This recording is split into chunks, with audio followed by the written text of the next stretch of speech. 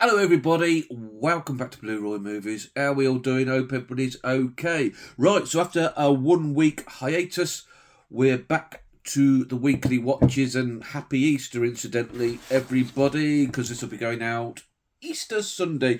Hope you've all had plenty of eggs, full of chocolate, and all having a great time. But anyway, back to the topic in hand. I've got 10 titles, 10 to talk about this week. I'll split it up a little bit. I've actually watched over the past couple of weeks a little bit more than that, but don't want to overload you, as so to speak. So, 10 titles to talk to. Let's roll the credits and let's get on with it.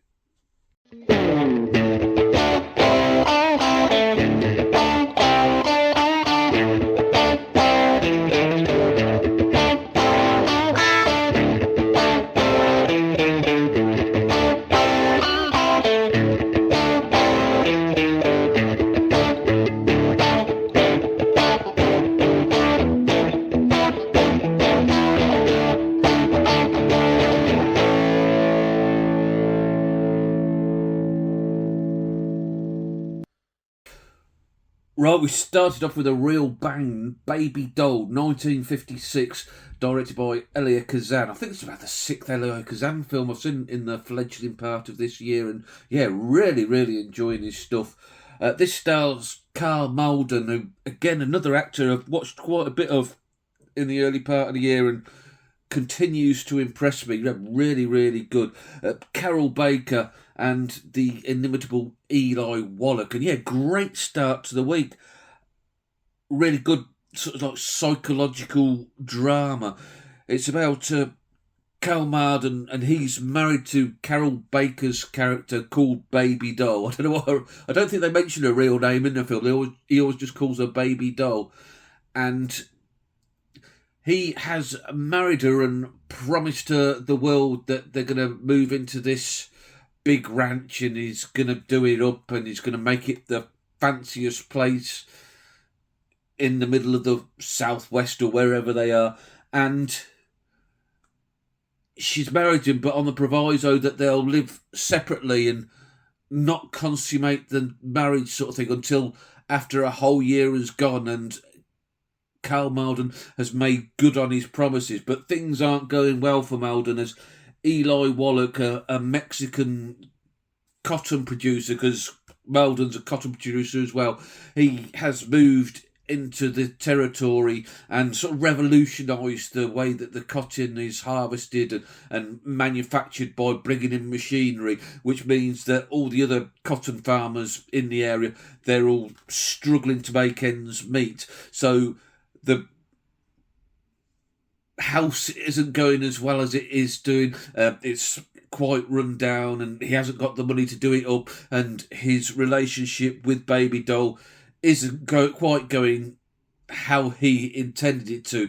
So he sabotages Eli Wallach's operation in the hope that then he can get some more business. Well, that doesn't go to plan, as Wallach then sort of joins forces with him and gets him to produce his cotton, because the sabotage has stopped Wallach's operation.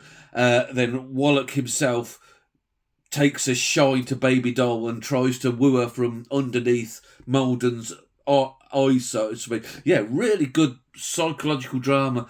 Two very creepy guys going after this same young girl, both of them far too old for her. I think Baby Doll thinks she's supposed to be 19 or something in the film, and like these are two middle-aged guys, both sort of lusting after her, and it's quite creepy. Vibes of Lolita. If you watch Stanley Kubrick's Lolita, I got them sort of vibes from the film, but very enjoyable, very creepy, as I said.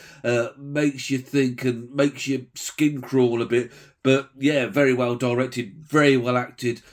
Certainly would recommend anybody giving it a watch. I don't think Jodie's watched it since I was talking about it. I think she enjoyed it as well. Baby Doll, a good way to kick off the week. And then we carried on the run of great films with Sudden Fear, This one's from 1952, directed by David Miller, starring Joan Crawford, Jack Palance and Gloria Graham. And yeah, another great film. This is one I picked up recently. I kept seeing it in lists of good film noirs and hadn't seen it, so I thought, got to rectify that. And yeah, really glad I picked it up. Excellent film. This stars Joan Crawford, and she is a leading playwright and comes from a family of money, so she's got plenty of money behind her. One day she's casting Jack Palance as the lead romantic role in one of her upcoming plays, and although the other people, the director and people like that, were keen to cast Palance, Crawford thought he wasn't a romantic enough lead for the play. But if you know Jack Palance, I thoroughly enjoy her. He always makes a really good bad guy in films, but not so much a romantic lead, I wouldn't have thought. This leads to the two falling out and then inconveniently getting on the same train home together. On the train journey home, they actually bond and form a romantic alliance. They get married and everything is going swimmingly, and Joan Crawford thinks she's actually met the man of her dreams and it's all roses in the garden. That is until she overhears on her dictaphone that she uses to record her new plays. She overhears her new husband talking to Gloria Graham's character, and they're basically plotting to murder her so that they can take her money, which is a real left turn in this film. Yeah, very, very good film noir. Wonderfully acted. There's bits where Joan Crawford is showing like the whole gamut of emotions all within a couple of minutes or so, and just almost as if she was doing a silent film. Just the expressions on her face just made me well, I did realise already, but she was certainly a top tier actress, right up there with the best handful of actors and actresses at the time, 40s and 50s. Yeah, absolutely wonderful stuff. Great chase scene at the end as they're trying to see off Joan Crawford's character, and I love Gloria Graham. She's maybe my all-time favourite femme fatale in films. Absolutely splendid. Very troubled woman in real life, but such a great actress. Yeah, if you like your film noirs, definitely put Sudden Fear on your list. Just brilliant stuff. Then a rewatch of quite a favourite of mine, actually, Four Weddings and a Funeral from 1994, directed by Mike Newell, with Hugh Grant, Andy McDowell, Kristen Scott Thomas, Simon Callow, John Hanna, Rowan Atkinson, amongst a whole host of others. Now, I don't do that much comedy, quite a dour git, aren't I? But this isn't my street. This is the sort of comedy I like. I love this witty, quintessential British sense of humour, which this film has in abundance, as we follow Hugh's character from single to maybe married himself, I don't know, we'll see, all through the backgrounds of these four weddings and a funeral, as you get to know this group of close-knit friends and their nuances between them. Yeah, really like it, as I say. It's just so witty and clever and makes me laugh out loud. There's situations I can see myself getting into, like Hugh Grant's character does. Like, he'll drop his foot on it, and I've got a habit of doing that. Like, when he says to the guy, how's his girlfriend? And he says, she's not my girlfriend anymore. So he says, oh, that's probably good because everybody was having a go on her. He says, she's now my wife. And he just wished the floor would open up and swallow him in whole, and he's banging his head against the tree in frustration at what he's done. Yeah, just fantastic like that. And it carries on all the way through. You really get to feel for these characters, and like I say, their friendship. They're so lucky, really, to have this group of close knit friends that would do pretty much anything for each other. And I think Hugh Grant has got better and better as well as he's got older and maybe taking on now some more in-depth, serious roles. Like the couple of horror films he's done recently have been splendid. Four Weddings, the Feel It in My Fingers theme, when I got married, we actually had that tune playing as we walked in. Yeah, so it means quite a lot in that way. Yeah, good stuff. Really like these. Four Weddings, Notting Hill, Love Actually. I'd struggled to pluck that one out of the air. They do something for me, so yeah, good stuff. Next up, Hannie Caulder from 1971, directed by Burt Kennedy, starring the lovely Raquel Welch there. You've got Robert Culp, you've got Ernest Borgnine, Strother Martin, Jack Elam, Christopher Lee, Diana Dawes. So again, another stacked cast and a great revenge western that I'd never seen before. I'd heard so many people in my circle of friends talking about this. So 88 Films had a sale recently, 2 for 15. So I picked up a copy and certainly not regretted it. Very, very good indeed. This is about Raquel Welch's character. She is a farmer with her husband, quite a small farm. One day these three evil brothers, played by Borgnine, Strother Martin and Jack Elam, happen along, kill the husband and do absolutely the worst terrible things imaginable to Raquel Welch. Raquel Welch then gets Robert Culp to train her in the ways of being a gunfighter so that she can go and get her revenge. Very simple tale, but very well implemented and very good. Yeah, thoroughly enjoyed it. I think, excuse me, what made it was the evilness and the characters of the three bad guys in Borgnine, Martin and Jack Elam, who Jack Elam incidentally is a favourite of my dad's, so I always look out for a Jack Elam film.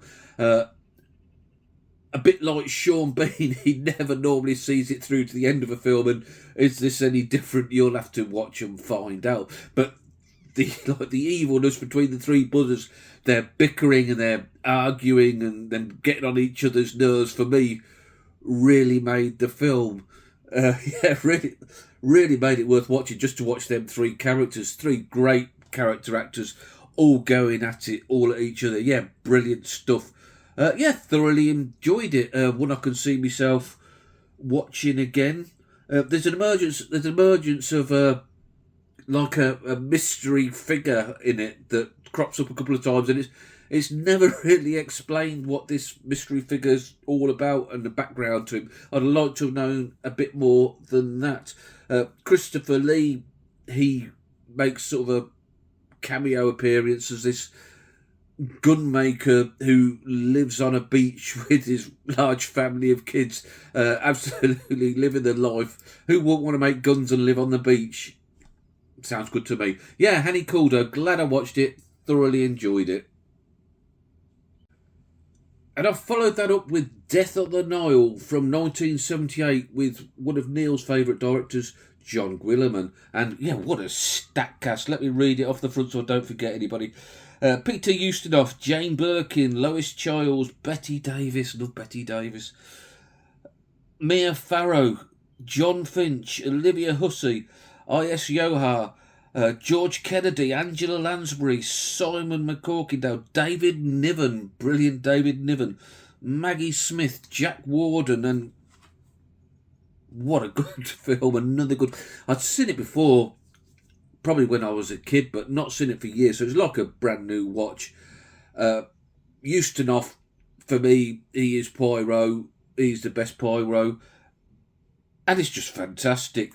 This woman ends up shot, and Ustinov has to get to the bottom of who shot her, and every single person on this boat that they're going steaming down the Nile, one of these paddle steamers, all have a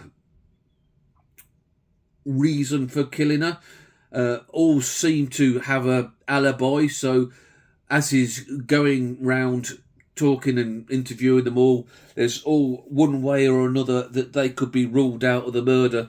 But things then turn and it's not as simple, and maybe some of the alibis aren't as watertight as they appear to be at the first time.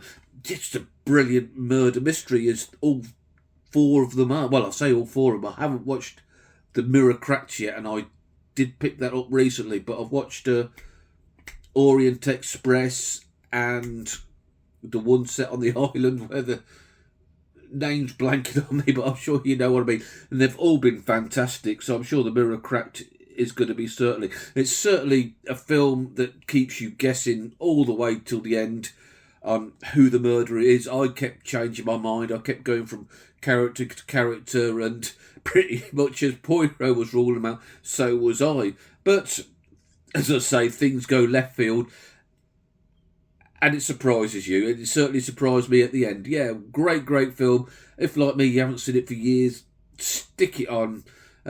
Enjoy it. Enjoy the whole scenery of them going down the Nile on this boat as well, because it's beautifully shot, beautifully acted, and just a great film. I can see why Neil is such a fan of Guillermin, because like everything I've seen of his has been really good as well.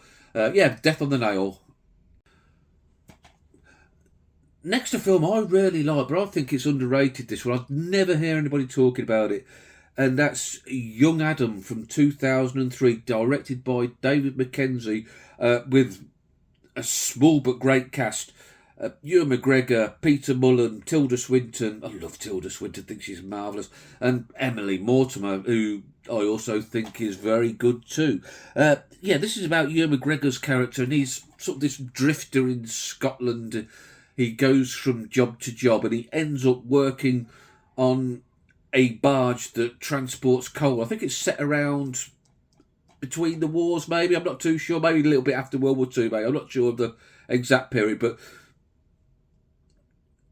But Ewan McGregor's character, he's got himself working on this barge with Peter Mullen, and he lives on the barge with his wife, Tilda Swinton, and their young son. One day when they're working, McGregor and Peter Mullen fish out the almost naked body of a young woman out the river, and it appears that maybe McGregor knows more about how this woman ended up in the river than he is making out. Really good drama that keeps you thinking about what's going on. McGregor is brilliant, and it is so sex obsessed, and it's not a film to watch with your parents. I can tell you that there's a lot of raunchy scenes. He's knocking off Peter Mullen's wife Tilda Swinton behind his back in this barge, which, as you can imagine, could be quite awkward. Then he's got various other women on the go. He's just insatiable. He'll go through anything. So Emily Mortimer's character is the one that ends up in the river, and it shows you in back flashes of his relationship with Mortimer, and maybe what happened and how she ended up in the river, and the consequences afterwards. Is he guilty of killing her, or did something else go on? Yeah, really, really good, intriguing stuff that I thoroughly enjoyed. It says on there, Ewan McGregor's best performance since Trainspotting, and you know what, I might agree with that, because it's just a great film and really underrated. Don't think it's got a Blu-ray. I'd certainly be buying one if it did. Yeah, I can imagine maybe Ash, he'd get something out of that film. I could see it being up his street. So yeah, grab a DVD copy. I think you can get it quite cheap. Give it a watch, because I don't think you'll be disappointed. Yeah, Young Adam, good stuff.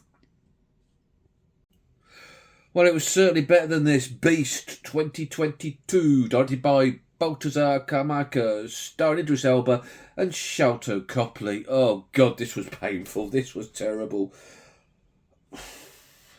Idris Elba and is recently widowed, and he goes to Africa with his two kids to basically get away and try and get back with his kids after the death of their mum. And he's going to meet up with Shelto Copley's character in the jungles of Africa and take him on a bit of an adventure and try and just basically bond and heal some wounds from the death of the mother. I don't think the couple had got on too well before her death, and this had driven a bit of a wedge between the kids. So they go on sort of a safari, and these poachers kill a whole pride of lions apart from the alpha male, who has then got it in for all things human being, with Copley, Idris Elba, and these two annoying kids. God, these kids were so bloody annoying. Teenage kids.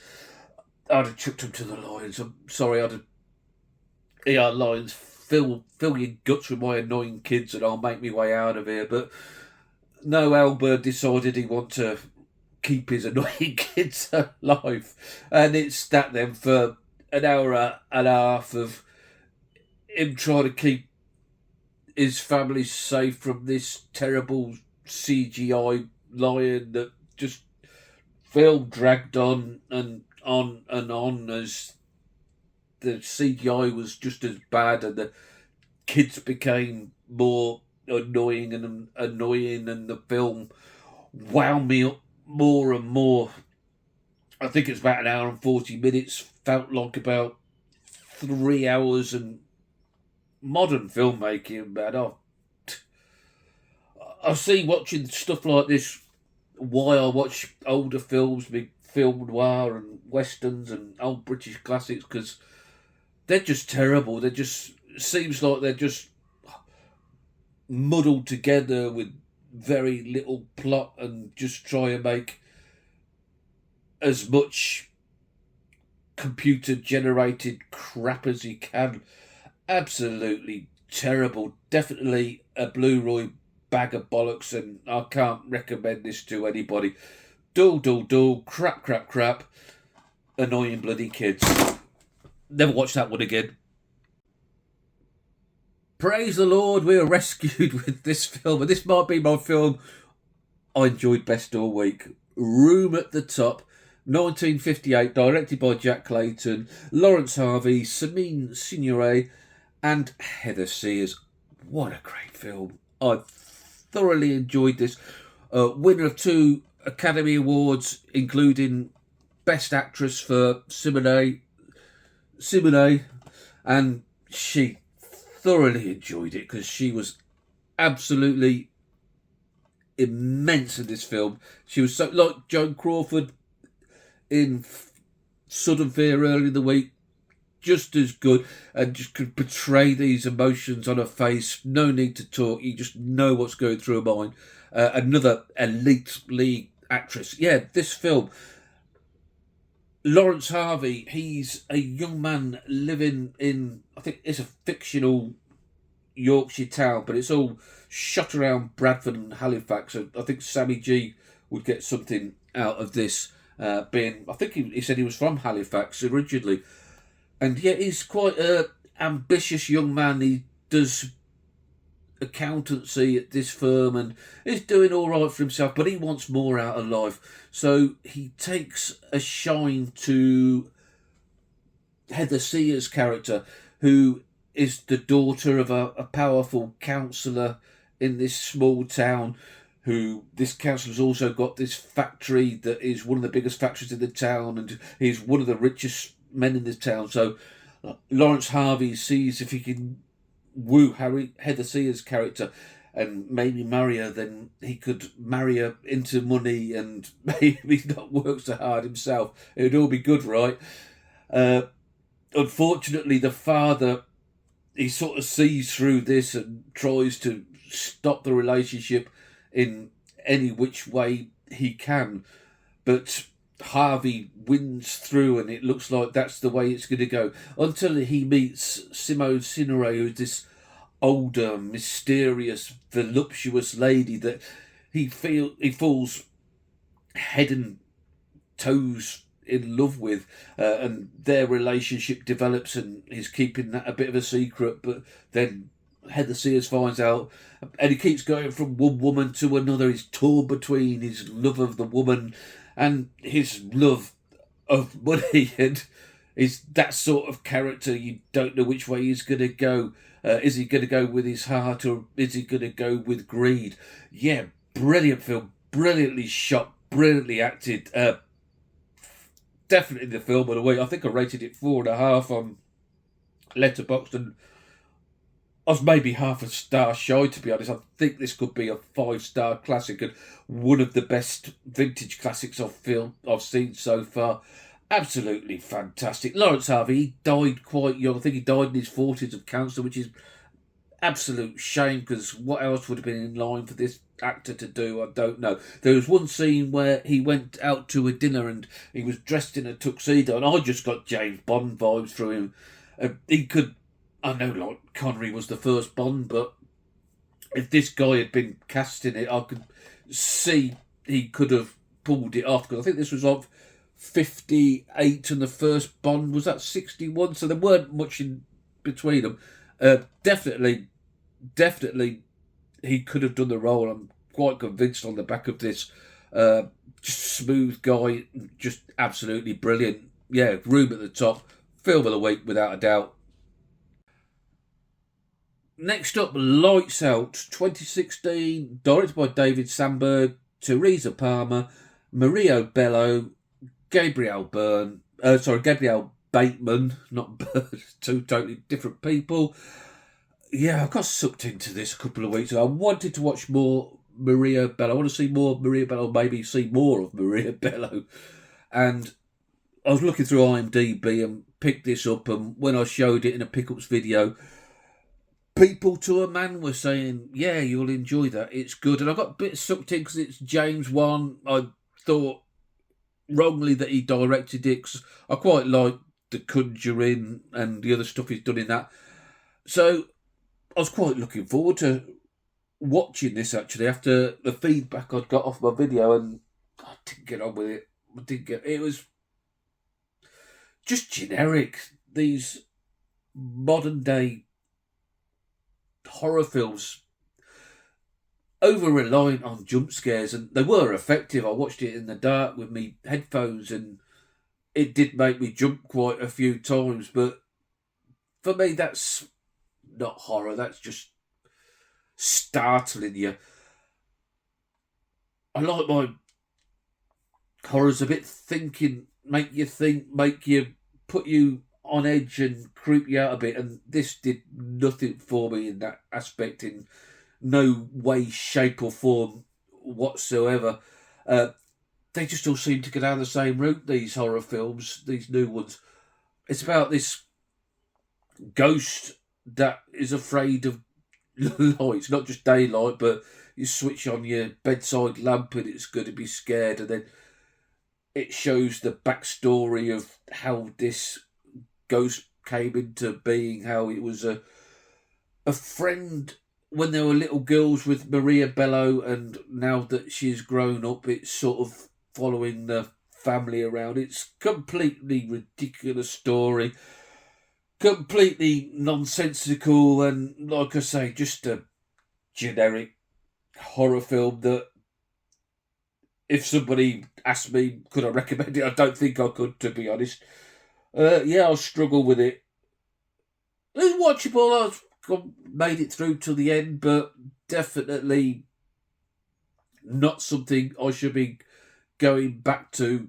That's for sure. I shall see if I can maybe pass this on, but I'm pretty sure that most of my circle of friends said they'd seen and enjoy it.